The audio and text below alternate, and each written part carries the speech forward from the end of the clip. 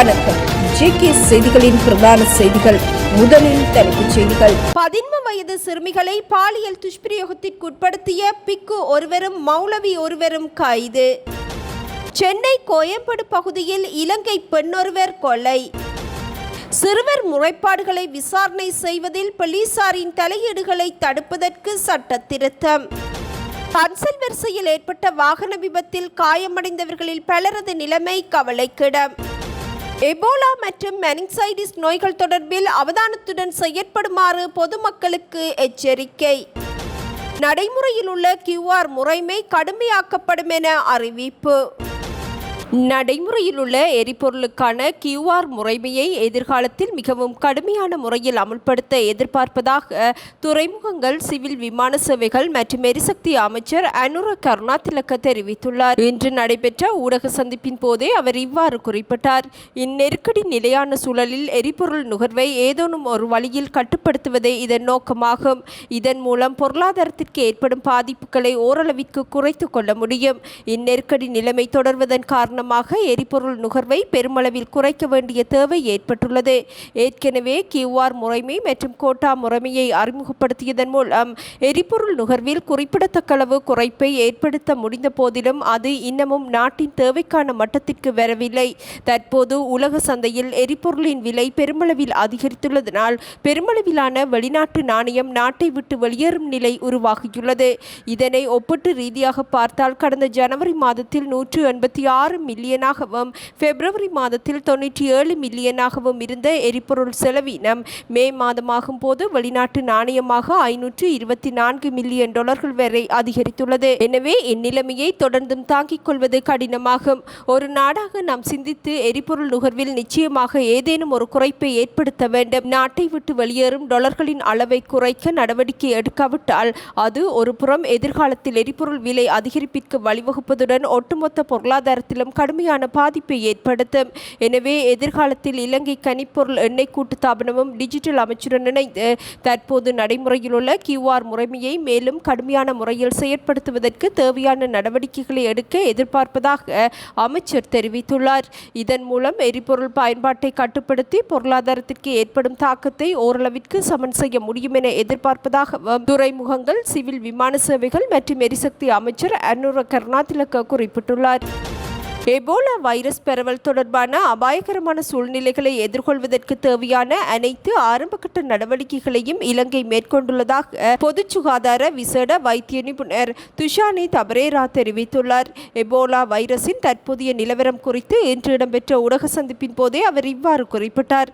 உலக சுகாதார அமைப்பின் வழிகாட்டுதல்களுக்கு இணங்க சுகாதார அமைச்சு தற்போது தேவையான ஆயத்த திட்டங்களையும் அதற்கான ஒத்திகைகளையும் முன்னெடுத்துள்ளது. எபோலா வைரஸ் பரவல் பதிவாக கொங்கோ மற்றும் உகண்டா போன்ற நாடுகளில் இருந்து நாட்டிற்கு வருகை தரும் நபர்கள் குறித்து விசேட கண்காணிப்பு செயல்முறையொன்று நடைமுறைப்படுத்தப்பட்டுள்ளது. சுகாதார அமைச்சின் தனிமைப்படுத்தல் பிரிவினால் விமான நிலையம் மற்றும் துறைமுகங்கள் ஊடாக வரும் பயணிகள் கண்காணிக்கப்படுவதுடன் சந்தேகத்திற்கிடமான நோய் அறிகுறிகளை கொண்ட நபர்கள் பற்றிய தகவல்கள் தொற்று நோயியல் பிரிவிற்கு உடனடியாக அறிவிக்கப்படுகின்றது. எபோலா தொற்றுக்குள்ளாக இருக்கலாம் என சந்தேகிக்கப்படும் நோயாளர்களை அனுமதித்து அவர்களுக்கு தேவையான சிகிச்சை மற்றும் கட்டுப்பாட்டு நடவடிக்கைகள் மேற்கொள்வதற்காக IDH வைத்தியசாலை தயார்படுத்தப்பட்டுள்ளதாகவும் விசேட வைத்திய நிபுணர் துஷானி தபரேரா தெரிவித்துள்ளார். 2025ஆம் ஆண்டு ஆரம்பிக்கப்பட்ட வனஸ்பதி திட்டத்தின் கீழ் இதுவரையில் 81 காடுகள் பாதுகாக்கப்பட்ட வன பகுதிகளாக வர்த்தமானி மூலம் பிரகடனப்படுத்தப்பட்டுள்ளன. அத்துடன் எதிர்வரும் ஜூன் மாதம் 5ஆம் தேதி மேலும் 5 காடுகள் வர்த்தமானி மூலம் பாதுகாக்கப்பட்ட காடுகளாக பிரகடனப்படுத்தப்படவுள்ளன. இதற்கமைய பாதுகாக்கப்பட்ட காடுகளின் மொத்த எண்ணிக்கை 86ஆக அதிகரிக்கப்பட்டுள்ளது. எதிர்வரும் ஜூன் மாதம் 5ஆம் தேதி ரிதிகல, அலியா வெருணுவெல காடு, புல்லாகல, கோன்கெட்டியாவ மற்றும் கலஞ்சியா ஆகிய காடுகள் பாதுகாக்கப்படும் வன பகுதிகளாக அறிவிக்கப்படவுள்ளன. அரசாங்க தகவல் திணைக்களத்தில் இன்று இடம்பெற்ற ஊடக சந்திப்பின் போதே சுற்றாடல்துறை அமைச்சர் கலாநிதி தம்மிக்க படபெந்தி இத்திட்டம் குறித்தும் காடுகளின் பரப்பளவு குறித்த விவரங்களையும் வெளியிட்டார். 2025ஆம் ஆண்டில் பாதுகாக்கப்பட்ட காடுகளாக பிரகடனப்படுத்தப்பட்ட 29 காடுகள் சுமார் 50,000 ஹெக்டேர் பரப்பளவை கொண்டிருந்தன. அதன் பின்னர் உலக வனங்கள் தினத்தன்று பாதுகாக்கப்பட்ட பாதுகாக்கப்பட்ட காடுகளாக பிரகடனப்படுத்தப்பட்ட 50 காடுகள் 12,989 ஹெக்டேயர் பரப்பளவை கொண்டிருந்ததாகவும் அமைச்சர் அறிவித்துள்ளார். சென்னை கோயம்பேட் பகுதியில் இலங்கை பெண் ஒருவர் கொலை செய்யப்பட்ட சம்பவம் தொடர்பில் 7 பேர் கைது செய்யப்பட்டுள்ளனர். தனியார் கேளிக்கை விடுதியில் ஏற்பட்ட முரண்பாடு காரணமாக இக்கொலை இடம்பெற்றுள்ளமை முதற்கட்ட விசாரணையில் கண்டறியப்பட்டுள்ளது. விழுப்புரம் மாவட்டத்தில் உள்ள இலங்கை அகதிகள் முகாமில் வசித்து வந்த 18 வயதான யான்சி என்ற இளம்பெண் இன்ஸ்டாகிராம் மூலம் சென்னையைச் சேர்ந்த பெண் ஒருவருடன் பழகி வந்துள்ளார்.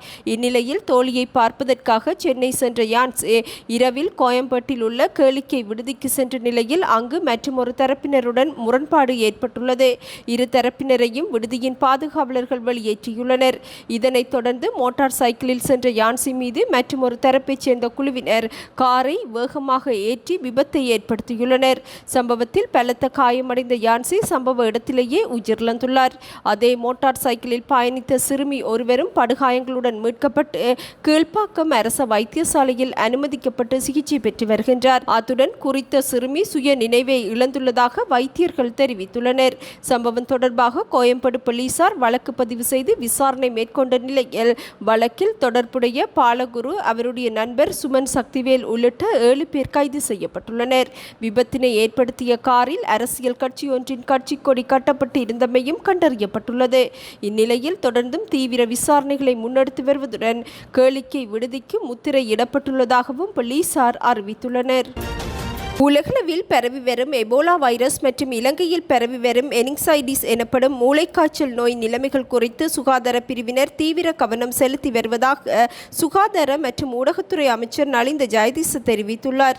இன்று நடைபெற்ற நிகழ்வொன்றின் பின்னர் ஊடகங்களுக்கு கருத்துரைக்கும் போதே அமைச்சர் இதனை தெரிவித்தார். மெனிஞ்சைடிஸ் நோயை கட்டுப்படுத்துவதற்கு சுகாதார பிரிவினர் நடவடிக்கை எடுத்து வருவதாகவும் இதற்காக பொதுமக்களின் ஒத்துழைப்பை எதிர்பார்ப்பதாகவும் அமைச்சர் நலிந்த ஜெயதிச குறிப்பிட்டுள்ளார். கடந்த நாட்களில் பதிவான மெனிஞ்சைடிஸ் நோய் குறித்து கண்டறியப்பட்ட முதல் நாளிலிருந்தே கவனம் செலுத்தி அதனை தடுப்பதற்கான நடவடிக்கைகள் எடுக்கப்பட்டுள்ளன. இதனாலேயே கடந்த நாட்களில் நடைபெற்ற தன்சல்களில் தேநீர் போன்ற சூடான பானங்களை வழங்குமாறு அறிவுறுத்தியிருந்தோம். ஏதேனும் ஒரு வழியில் மெனிஞ்சைடிஸ் பரவக்கூடும் என்பதனால் அதனை கட்டுப்படுத்துவதற்கு இந்நடவடிக்கை செயற்படுத்தப்பட்டதாகவும் அமைச்சர் அறிவித்துள்ளார். எவ்வாறாயினும் இந்நோய் கட்டுப்படுத்தப்பட்டிருந்தாலும் இதனை அலட்சியமாக கருத வேண்டாம் என பொதுமக்கள் அறிவுறுத்தப்பட்டுள்ளனர். இந்நோய் நிலைமை முக்கியமாக சிறுவர்கள் மத்தியில் காணப்படுவதாக சுட்டிக்காட்டிய அமைச்சர் நோயை கட்டுப்படுத்துவதற்கு தேவையான தயார் நிலைகள் மேற்கொள்ளப்பட்டுள்ளதாகவும் பொதுமக்களின் ஆதரவை எதிர்பார்ப்பதாகவும் அறிவித்துள்ளார். கண்டியில் 15 வயதுடைய சிறுமியை பாலியல் ரீதியான துர்நடத்தைக்கு உட்படுத்திய குற்றச்சாட்டில் பௌத்த பிக்கு ஒருவரும் அதற்கு உடந்தையாக செயற்பட்ட பெண் ஒருவரும் போலீசாரால் கைது செய்யப்பட்டுள்ளனர். கைது செய்யப்பட்ட சந்தேக நபரான பௌத்த பிக்கு பாதிக்கப்பட்ட சிறுமியின் தந்தையின் சகோதரர் என போலீஸ் விசாரணைகளில் கண்டறியப்பட்டுள்ளது. 25 வயதுடைய இப்பிக்கு பகிரவக்கந்த பகுதியில் உள்ள விகாரை ஒன்றில் பணியாற்றியதாகவும் போலீசார் தெரிவித்துள்ளனர். குறித்த குற்றத்திற்கு உதவிய குற்றச்சாட்டில் கைது செய்யப்பட்ட பெண் அதே பகுதியைச் சேர்ந்த 29 வயதுடையவர் என அடையாளம் காணப்பட்டுள்ளார். கடந்த 20ஆம் தேதி கைது செய்யப்பட்ட சந்தேக நபர்கள் இருவரும் மறுநாள் கண்டி நீதவான் நீதிமன்றில் முன்னிலைப்படுத்தப்பட்டனர். இதன்போது சந்தேக நபரான பௌத்த பிக்குவை இன்றைய தினம் வரை விளக்கமறியலில் வைக்குமாறு நீதவான் உத்தரவிட்டிருந்தார். இதேவேளை கைது செய்யப்பட்ட பெண்ணை தலா 2 லட்சம் ரூபாய் பெறுமதியான 2 சரீரப்பிணைகளில் விடுவிக்கவும் நீதவான் உத்தரவிட்டுள்ளார். சம்பவம் தொடர்பில் கண்டி போலீசார் மேலதிக விசாரணைகளை முன்னெடுத்துள்ளனர். இதேவேளை ஏற்கனவே அனுராதபுரத்தில் சிறுமி ஒருவரை முக்கிய பொறுப்பில் இருந்த பௌத்த துறவி ஒருவர் பாலியல் ரீதியான துர்நடத்தைக்கு உட்படுத்திய சம்பவம் பெரும் சர்ச்சையை ஏற்படுத்தியிருந்த நிலையில் மற்றொரு பிக்குவின் இம்மோசமான செயலும் வெளியாகியுள்ளமை குறிப்பிடத்தக்கது. அண்மையில் நடத்தப்பட்ட ஆசிரியர் போட்டி பரீட்சை மூலம் அரசாங்கம் சுமார் 44 கோடி ரூபாய்க்கும் அதிகமான தொகையை லாபமாக பெற்றுள்ளது. அரசாங்க பாடசாலைகளுக்கு 23,000 ஆசிரியர்களை இணைத்துக் கொள்வதற்காக அண்மையில் ஆசிரியர் போட்டி பரீட்சை நடைபெற்றது. இம்முறை பரீட்சைக்கு தோற்றிய பரீட்சார்த்திகளிடம் இருந்து பரீட்சை கட்டணமாக சுமார் 2,700 ரூபாய் வசூலிக்கப்பட்டுள்ளது. அரசு சேவையில் உள்ள அபிவிருத்தி உத்தியோகத்தர்கள் மற்றும் வேலையற்ற பட்டதாரிகள் உட்பட 1,50,000 மேற்பட்டோர் இப்பரீட்சைக்கு விண்ணப்பித்திருந்தனர். இதன் மூலம் பரீட்சை கட்டணமாக மாத்திரம் சுமார் 44 கோடியே 21 லட்சத்திற்கும் அதிக தொகை வசூலிக்கப்பட்டுள்ளது. எனினும் இவர்களில் 23,000 பேர் என்ற வரையறுக்கப்பட்ட எண்ணிக்கையிலானோரே ஆசிரியர் சேவைக்கு இணைத்துக் கொள்ளப்படவுள்ளமையும் குறிப்பிடத்தக்கது. சிறுவர்கள் தொடர்பான முறைப்பாடுகள் குறித்து விசாரணைகளை மேற்கொள்ளும் போது போலீசாரின் தலையீடின்றி தேசிய சிறுவர் பாதுகாப்பு அதிகார சபை சுயாதீனமாக செயற்படக்கூடிய வகையில் சட்ட திருத்தங்களை மேற்கொள்வதற்கான நடவடிக்கைகள் தற்போது எடுக்கப்பட்டு வருவதாக அரசு தரப்பு வட்டாரங்கள் தகவல் வெளியிட்டுள்ளன. அதிகார சபையின் அதிகாரங்களை அதிகரித்து அது சுயாதீனமான முடிவுகளை எடுக்கக்கூடிய வகையில் புதியதொரு சட்டமூலத்தை கொண்டு வருவதற்கான சட்ட நடவடிக்கைகள் தயாரிக்கப்பட்டு வருவதாகவும் அறிவிக்கப்பட்டுள்ளது. குறிப்பாக 16 வயதிற்குட்பட்ட சிறுவர்கள் தொடர்பிலான பொறுப்பை அரசாங்கம் ஏற்றுள்ள அதேவேளை அதன் சட்டபூர்வமான பணிகளை தேசிய சிறுவர் பாதுகாப்பு அதிகார சபை பொறுப்பேற்றுள்ளது. எனினும் அந்த அதிகார சபைக்கு கிடைக்கும் முறைப்பாடுகள் குறித்து நடவடிக்கை எடுப்பதற்காக பொலிஸ்மா அதிபரின் கீழ் இயங்கும் சிறுவர் மற்றும் மகளிர் பணியகத்தின் இயக்குநரிடமிருந்து அதிகார சபை எழுத்துப்பூர்வமான அனுமதியை பெற வேண்டியுள்ளது. குற்றவியல் நடைமுறை சட்டக்கோவை 125 பிரிவின்படி இவ்வாறு பொலிஸ்மா அதிபர் ஊடாக விசாரணைகளை ஆரம்பிப்பதற்கும் அதனை தொடர்ந்து முன்னெடுத்துச் செல்வதற்கும் அவசியமான பிரிவை திருத்துவதற்கு அவதானம் செலுத்தப்பட்டுள்ளது. அதிகார சபையின் தலைவரின் உத்தரவுக்கமைய செயற்படக்கூடிய வகையிலான புதியதொரு சட்டமூலத்தை கொண்டு வருவதுடன் சிறுவர்கள் தொடர்பான விசாரணைகளை மேற்கொள்வதற்காக போலீசாரின் ஆதிக்கத்திற்குட்படாத போலீஸ் பிரிவு ஒன்றை அதிகார சபைக்குள் நிறுவுவதற்குரிய சட்ட வரைவுகள் தயாரிக்கப்பட்டு வருவதாகவும் அறிவிக்கப்பட்டுள்ளது.